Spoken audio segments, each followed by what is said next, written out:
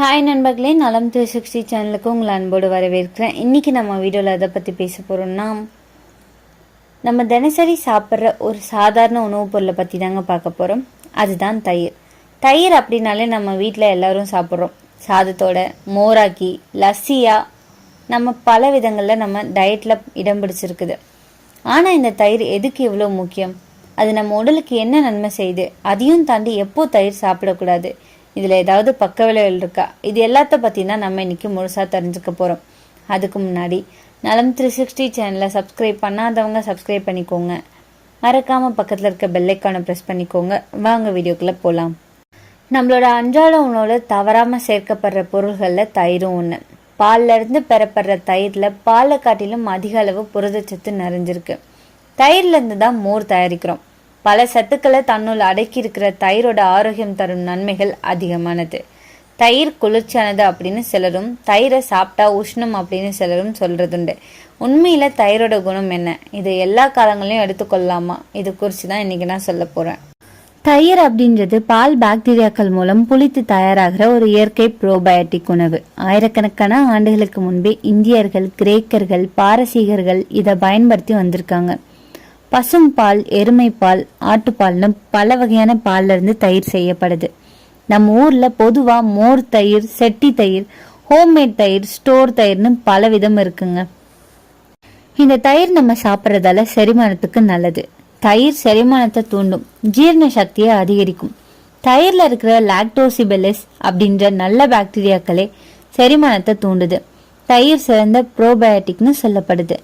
பால் குடிச்ச 1 மணி நேரத்துல 32% ஜீரண சக்தி கிடைச்சா, தயிர் சாப்பிட்ட 1 மணி நேரத்துல ஜீரண சக்தி 91% இருக்கும். அதனாலதான் வயிறு கோளாறுகள் இருக்கிறவங்க எல்லாருக்குமே தயிர் சாதம் சாப்பிட சொல்றதுண்டு. குடல்ல இருக்கிற நோய் கிருமிகளின் வளர்ச்சியை தடுத்து நல்ல பாக்டீரியாக்களின் உற்பத்திக்கு இது உதவியா இருக்கும். வயதானவங்க தயிரை கெட்டியா பயன்படுத்தாம மோராக்கி பயன்படுத்தலாங்க. நோய் எதிர்ப்பு சக்தியை அதிகரிக்கும். உடல்ல நல்ல பாக்டீரியாக்கள் அதிகரிக்க இது உதவியா இருக்கும். உடல்ல எதிர்ப்பு சக்தி இயல்பாகவே அதிகரிக்குங்க. பிறக்கும் போது நோய் எதிர்ப்பு சக்தி இருக்கும். மற்றொன்று, உணவு பழக்கம் மூலமா உடல்ல நோய் எதிர்ப்பு சக்தியை அதிகரிக்க முடியும். அப்படி உடலுக்கு நன்மை தர பாக்டீரியாக்களை உணவு மூலமா பெறதுல தயிர் உதவியா இருக்கு. உடல்ல நோய் எதிர்ப்பு சக்தியை அதிகரிக்கும். இம்யூனோகுளோபுலின் என்சைம் சுரக்க இது உதவியா இருக்கு.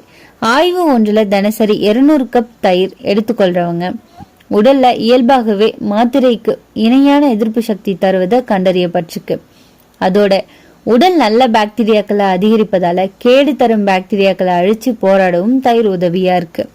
கர்ப்பிணிகளுக்கு எதிர்ப்பு சக்தி அதிகமா தேவை அப்படின்றதால கர்ப்ப காலத்துல தினமும் 1 கப் எடுத்துக்கொள்ள சொல்வாங்க. தயிர்ல இருக்கிற புரதங்கள் பொட்டாசியம், மெக்னீசியம், ஊட்டச்சத்துக்கள் இதயத்தையும் இரத்த அழுத்தத்தையும் சீரா வைக்க உதவியா இருக்கு. இது கெட்ட கொழுப்புகளையும் கரைப்பதால நீரிழிவு, உடல் பருமன் பிரச்சனைகளையும் தவிர்க்க உதவுது. அமெரிக்கால உயர் ரத்த அழுத்தம் குறித்த ஆராய்ச்சி ஒன்றுல கொழுப்பு நீக்கப்பட்ட தயிரை உட்கொண்டவங்களுக்கு உயர் ரத்த அழுத்த நோய் உருவதற்கான சதவீதம் 31 இருந்து கண்டறியப்பட்டிருக்குங்க. அல்சர் இருக்கிறவங்க பால் மற்றும் பால்ல இருந்து தயாரிக்கப்படுற உணவுகளை தவிர்க்க வேண்டும். ஆனா தயிர் இதுல இருந்து விதிவிலக்கு. வயிற்றுல இருக்கிற புண்களை, வயிறு எரிச்சலையும் குணப்படுத்த தயிர் உதவியா இருக்கும். தயிர்ல இருக்கிற லாக்டிக் அமிலம் அல்சருக்கு காரணமான கிருமிகளை அழிக்குது. கடுமையான அல்சரால அவதிப்படுறவங்க மருத்துவ சிகிச்சையோட அன்றாட உணவுல அவசியம் தயிர் சேர்த்து வந்தா அல்சர் காணாம போகும். வயிற்று பொறுமல், வயிற்று எரிச்சல், வயிற்றுல புண் இருந்தால் இந்த தயிரை மோராக்கி வெந்தயம், சிட்டிகை, பெருங்காயம் சேர்த்து அருந்தினால் உடனடியா நமக்கு நிவாரணம் தரும். தயிர்ல கால்சியம், ரிபோஃப்ளோவின், வைட்டமின் B6 அனைத்தையும் கொண்டிருக்கு. 1 கப் தயிர்ல 275 மில்லிகிராம் அளவு கால்சியம் நிறைஞ்சிருக்கு.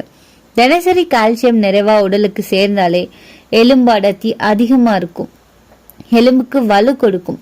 குறிப்பா கால்சியம் பற்றாக்குறை இயல்பா கொண்டிருக்கும் பெண்களுக்கு தயிர் சிறந்த உணவா இருக்கும். அதிலும் பெண்கள் மெனோபாஸ் காலத்தை நெருங்கும் பெண்களுக்கு தயிர் அவசியம் சேர்த்து வர வேண்டும் சொல்லப்படுது. அந்தரங்க உறுப்புக்கு இது உதவியா இருக்குங்க.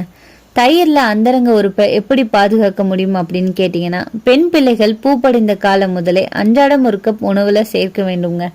இதனால பெண் உறுப்புல உண்டாகிற ஈஸ்ட் தொற்று வராம பாதுகாக்கலாம். தயிர்ல இருக்கிற லாக்டோபாசில்லஸ் அசிடோபிளஸ் அப்படிங்கிற பாக்டீரியா உடல்ல தொற்று நோய்களின் வளர்ச்சியை கட்டுப்படுத்துது. ஈஸ்ட் தொற்றால பெண்ணுறுப்பு அவ்வப்போது பாதிக்கப்படுவாங்க. இந்த தொற்றை நீக்க தயிர் உதவியா இருக்கு. அதனாலதான் பெண்ணுறுப்பு எரிச்சல் ஆகும் போது தயிரை பெண்ணுறுப்புல தடவி கழுவலாம் அப்படின்னு சொல்றோம். தினசரி 1 கப் அளவு தயிர் போதுமானது. தயிர் அதிகம் சாப்பிட்டா உடலுக்கு கெடுதி அப்படின்னு சொல்வதற்கு காரணம் தயிரை பயன்படுத்துற முறைதாங்க. தயிரை சரியான பதத்துல புளிக்க வச்சு அதுல இருக்கிற கொழுப்பை நீக்கி பயன்படுத்தணும். அப்போதுதான் பலன் கிடைக்கும். இல்லனா தயிரின் பலனை முழுமையா அடைய அதே மோராக்கி சேர்த்து கொள்ளலாம். ஜீரண சக்தி மேம்படும். தயிர் சாப்பிட்டா வயிற்றுல இருக்கிற நல்ல பாக்டீரியா பெருகும். இது ஜீரண கோளாறுகள், மலச்சிக்கல், வாயு பிரச்சனை போன்றவற்றை குறைக்கும். தினமும் மதிய உணவுக்கு பிறகு ஒரு சிறிய கிண்ணம் தயிர் மிகவும் நல்லது. தயிர்ல இருக்கிற பாக்டீரியாக்கள் நம்ம உடலை பாதுகாப்பு மண்டலத்தை வலுவாக்கும். இதனால ஜலதோஷம், சளி, தொண்டை, சிறு நோய்கள் எளிதில் வராது. தயிர் ஒரு சிறந்த கால்சியம் மற்றும் பாஸ்பரஸ் மூலாதாரங்க. குழந்தைகள், கர்ப்பிணிகள், முதியோர்கள் எல்லாருக்குமே தயிர் முக்கியம். தினமும் தயிர் எடுத்தா எலும்பு பலம், பற்கள் உறுதி பெறும். சரும அழகுக்கு உதவியா இருக்கு. தயிர் சருமத்துக்கு வெளிப்புறமாகவும் பயன்படுத்தப்படுது. முகத்துல தேய்ச்சால் பிரகாசம் வரும், கருமை குறையும், முகப்பரு குறையும். உடல் சூடு குறைக்கவும் இதுவே சிறந்த வழியா கருதப்படுது. தயிர் புரோட்டீன்ல நிறைஞ்சது, ஆனா கொழுப்பு குறைவு, பசிய நீண்ட நேரம் தடுக்க உதவுது. டயட் பிளான்ல தயிரை சேர்த்தா எடை குறைய உதவியா இருக்கும். தயிர் சாப்பிட்றது ரத்த அழுத்தத்தை குறைக்கும். நல்ல கொழுப்பு அளவை அதிகரிக்க, தீய கொழுப்பு அளவை குறைக்க இது உதவியா இருக்கு. குளிர்ச்சியான இயல்பு கொண்டதால வயிற்றெரிச்சல், அல்சர் போன்ற பிரச்சனைகள் தயிர் சிறந்த மருந்துன்னு சொல்லலாம். ஹார்மோன் சமநிலையை பராமரிக்குது. மாதவிடாய் சுழற்சியை சீராக்க உதவியா இருக்கு. கர்ப்பிணிகளுக்கு செரிமானம், எலும்பு பலம், நோய் எதிர்ப்பு சக்தி ஆகியவற்றுக்கு தர உதவியா இருக்கு. தயிர் குழந்தைகளுக்கு சுலபமா ஜீரணமாகுங்க. வளர்ச்சிக்கு தேவையான புரோட்டீன், கால்சியம் ஆகியவற்றை இது நமக்கு வழங்குது. ப்ரோபயோட்டிக் பாக்டீரியாக்கள் மூளையின் நலனை மேம்படுத்தும். மன அழுத்தம், கவலை குறைக்க உதவியா இருக்கும் அப்படின்னு ஆய்வுகள் கூறுது. இந்த தயிரை நம்ம எவ்வளோ நன்மைன்னு சொல்லி சாப்பிட்டாலுமே இதுலயும் சில பக்க விளைவுகள் இருக்கதான் செய்யுது. இரவுல தயிர் சாப்பிடக்கூடாதுங்க. இரவு நேரத்துல தயிர் சாப்பிட்டா சளி, குளிர், தொண்டை வலி ஏற்படும் அபாயம் இருக்கு. குறிப்பா குழந்தைகள் மற்றும் மூத்தவர்களுக்கு தவிர்க்க வேண்டிய அவசியம் ரொம்பவே உள்ளதுங்க. அதிக அளவுல சாப்பிட்டா பிரச்சனை. அதிக தயிர் சாப்பிட்டா வயிற்றுல வீக்கம், வாயு, மலச்சிக்கல் ஏற்படும். தினமும் 100-200 கிராம் போதுமானது. குளிர்ந்த தயிர் உடல் சூட குறைக்கும். சளி, மூக்கடைப்பு உள்ளவங்க குளிர்ந்த தயிரை தவிர்க்க வேண்டுங்க. சர்க்கரை நோயாளிகள் இதை சாப்பிட்றது தவிர்க்கிறது நல்லது. சிலர் இனிப்பு தயிர், லசி போன்றவற்றை சாப்பிடுவாங்க. ஆனா அதிக சர்க்கரை உடல் எடை, நீரிழிவு, பல் பிரச்சனையை ஏற்படுத்தும். பால்ல அலர்ஜி உள்ளவங்க கவனிக்க வேண்டும். லாக்டோஸ் இன்டாலரன்ஸ் அப்படின்ற ஒரு அலர்ஜி ஒரு சிலருக்கு இருக்கும்.